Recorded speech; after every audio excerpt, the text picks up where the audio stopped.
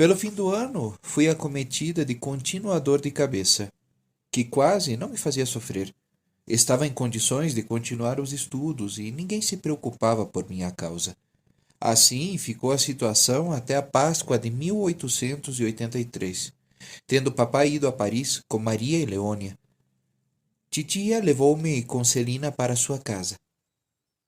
Certa noite, titio que ficara comigo falou-me de mamãe, de recordações antigas, de uma maneira tão bondosa que profundamente me comoveu e fez chorar. Disse-me então que eu tinha um coração demasiado sensível e necessitava de muita distração. E com titia, resolveu proporcionar-nos folguedos nos feriados de Páscoa. Naquela noite, devíamos ir ao círculo católico. Achando, porém, que estava muito cansada, titia fez-me deitar. Ao trocar de roupa, foi sacudida por estranho tremor. Crendo que eu estava com frio, titia rodeou-me de cobertores e botijas com água quente. Nada. Entretanto, fazia reduzir minha agitação, que durou quase a noite inteira. Ao regressar do círculo católico, com minhas primas e Celina, titio ficou muito surpreso de encontrar-me em tal estado. Tinha-o por muito grave, mas não o quis declarar para que titia se não sobressaltasse. No dia seguinte, mandou chamar o doutor Nota, que achou como titio estar eu com doença muito grave, da qual nunca fora atingida criança tão nova. Todo mundo ficou consternado. Minha tia viu-se obrigada a deixar-me na casa e cuidou de mim com um desvelo verdadeiramente maternal. Quando papai voltou de Paris com minhas irmãs maiores, Aimé recebeu-os com um ar tão desconsolado que Maria me supôs já morta. A doença, porém, não era ainda para morrer. Era antes, como a de Lázaro, para que Deus fosse glorificado. De fato, ele foi. Graças à admirável resignação do meu pobre paizinho, cuja ideia era que sua filhinha ficaria louca ou então morreria.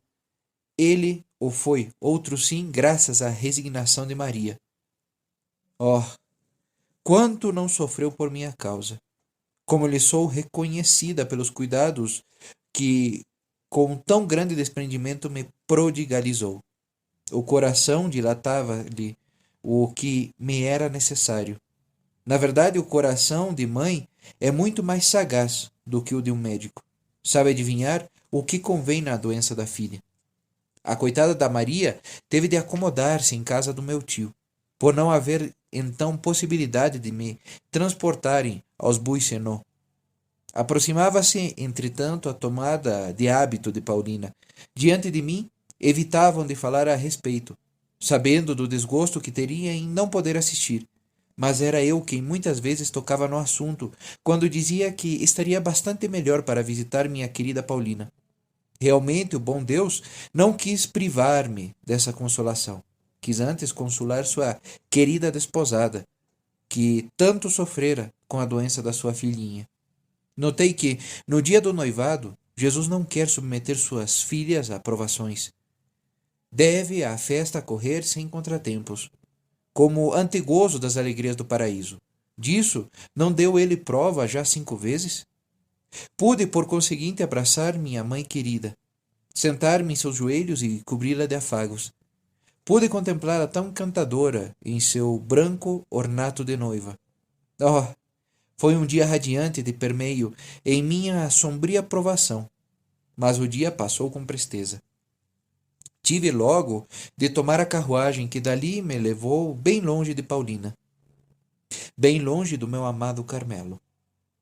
Depois de chegarmos aos Buissonets, fizeram-me deitar a contragosto meu, pois afiançava estar perfeitamente curada e já não precisar de tratamento.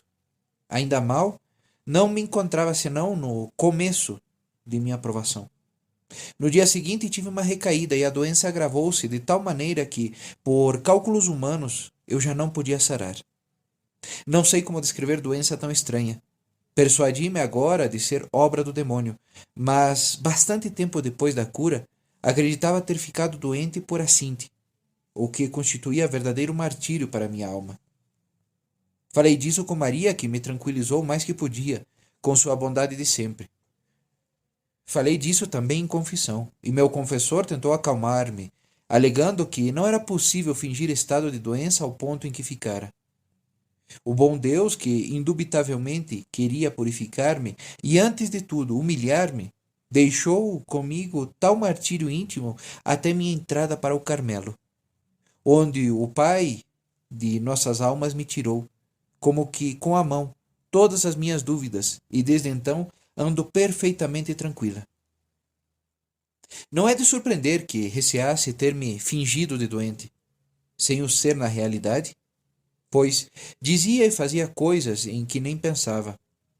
Quase sempre parecia estar em delírio, a proferir palavras incoerentes. Apesar disso, tenho a certeza de não ter ficado um instante sequer privada do uso da razão. Muitas vezes parecia estar desfalecida e não fazia o mínimo movimento. Então deixaria praticar comigo o que quisessem, até que me matassem. Não obstante, escutava tudo o que se dizia em redor de mim, e ainda estou lembrada de tudo. Certa vez aconteceu-me ficar sem poder abrir os olhos por mais tempo, nem abri-los por um instante, quando estava sozinha.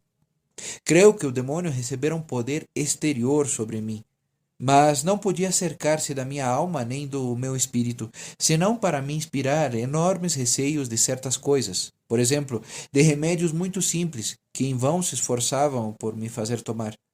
No entanto, se o bom Deus permitia ao demônio achegar-se a mim, também me enviava anjos visíveis. Maria ficava sempre junto à minha cama. Cuidava de mim e consolava-me com a afeição de mãe. Jamais externou o menor enfado e eu, todavia, lhe dava muito incômodo, não admitindo que se me arredasse de mim. No entanto, ela tinha a justa necessidade de ir tomar refeição com papai. Mas eu não parava de chamar por ela todo o tempo de sua ausência. Vitória, que me fazia guarda, era bastantes vezes obrigada a ir chamar minha querida mamãe, como eu lhe chamava. Quisesse Maria sair, havia de ser para ir à missa, ou então para ir visitar a Paulina. Então, eu não falava nada. Meu tio e minha tia eram igualmente muito bons comigo. Minha boa querida titia vinha visitar-me todos os dias e trazia-me uma infinidade de agrados. Vinham também visitar-me outras pessoas, amigas da família. Eu, porém, suplicava a Maria, lhes dissesse que não queria receber visitas. Não me era agradável ver em redor de minha cama pessoas sentadas, enfileiradas, a olharem para mim como se fosse um bicho raro. A única visita que me dava prazer era a do titio e da titia. Depois da doença, não poderia precisar quanto minha afeição por eles subiu de ponto. Mais do que nunca, compreendi melhor que, para nós, não se tratava de parentes comuns. Oh, o pobre de nosso paizinho tinha muita razão em nos repetir, de vez em quando, as palavras que acabo de escrever. Mais tarde teve prova de que não se enganara e agora deve, por certo, proteger e bendizer os que tributaram tão abnegadas atenções. Quanto a mim, como estou ainda no exílio e não posso demonstrar meu reconhecimento, só disponho de um único meio para aliviar meu coração: rezar pelos parentes que estremeço e que foram e ainda são tão bondosos para comigo. Leônia também usava de muita bondade para comigo. Tentava distrair-me do melhor modo ao seu alcance. Eu é que algumas vezes a magoava, pois ela bem se capacitava de que, junto a mim, Maria era insubstituível. E que não fazia minha querida Celina por sua Teresa? Em dia de domingo, em vez de sair a passeio, vinha fechar-se horas inteiras dentro de casa, ao pé de uma pobre menininha que tinha a aparência de idiota. Realmente, precisava haver amor para que se não equivocassem de mim. Ah, minhas queridas maninhas, quanto não vos fiz padecer! Ninguém, mais do que eu, vos causou tanto sofrimento, e ninguém recebeu tanto amor quanto vós me prodigalizastes. Por sorte, terei o céu para me desforrar. Muito rico é meu esposo, e de seus tesouros de amor tirarei para vós retribuir ao cêntuplo tudo quanto sofrestes por minha causa. Na doença, meu maior consolo era receber carta de Paulina. Eu a lia, tornava a ler, até sabê-la de cor. Certa vez, minha querida mãe, enviastes uma ampulheta e uma das minhas bonecas vestida de carmelita. Dar uma ideia da minha alegria é algo impossível. Titio não ficou satisfeito, dizendo que, em vez de me fazerem lembrar do Carmelo, seria preciso mantê-lo longe do meu espírito. Mas eu sentia, pelo contrário, que a esperança de um dia ser carmelita me alentava a viver. Meu gosto era trabalhar para Paulina. Fazia-lhe pequenos artefatos de cartolina, e minha maior ocupação era tecer grinaldas de boninas e miosotes para a Santíssima Virgem. Estávamos no belo mês de maio. Toda a natureza se guarnecia de flores e trescalava de alegria. Só a florzinha é que se finava e parecia emurchecer para sempre. Sem embargo, tinha junto a si um sol. Esse sol era a estátua milagrosa da Santíssima Virgem que, por 2 vezes, tinha falado à mamãe. A miúde? Sim, bem a miúde. A florzinha pendia sua corola em direção do astro bendito. Certo dia, vi quando papai entrou no quarto de Maria, onde eu estava acamada.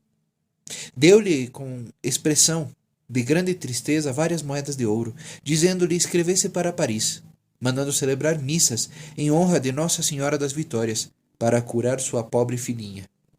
Oh, como me comoveu ver a fé e o amor do meu querido rei.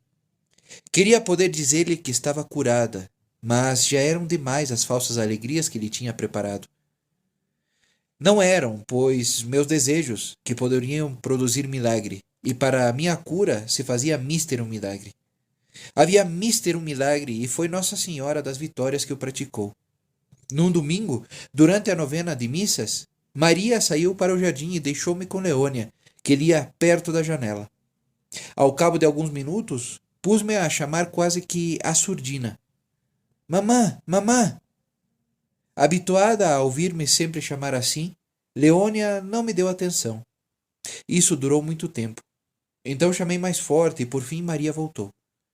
Vi perfeitamente quando entrou, mas não conseguia dizer que a reconhecia. Continuando a chamar cada vez mais forte, mamã! Padecia muito com a luta violenta e inexplicável, e Maria talvez sofresse mais do que eu.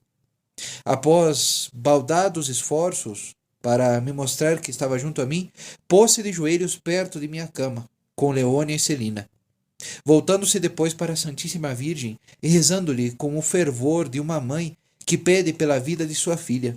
Maria alcançou o que desejava.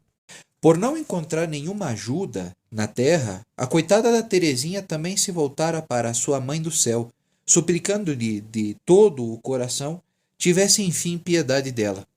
De repente, a Santíssima Virgem me apareceu bela, tão bela como nunca tinha visto nada tão formoso. O rosto irradiava inefável bondade e ternura, mas o que me calou no fundo da alma foi o empolgante sorriso da Virgem Santíssima. Nesta altura, desvaneceram-se todos os meus sofrimentos. Das pálpebras me saltaram 2 grossas lágrimas e deslizaram silenciosas sobre as faces. Eram lágrimas de uma alegria sem inquietação. Oh, pensei comigo, a Santíssima Virgem sorriu para mim, como sou feliz. Mas nunca, jamais o contarei a ninguém, porque então desaparecia a minha felicidade. Sem nenhum esforço, baixei os olhos e enxerguei Maria, que olhava para mim com amor.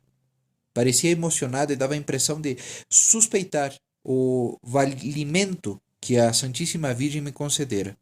Oh, era exatamente a ela, às suas edificantes orações, que devia a graça do sorriso da Rainha dos Céus.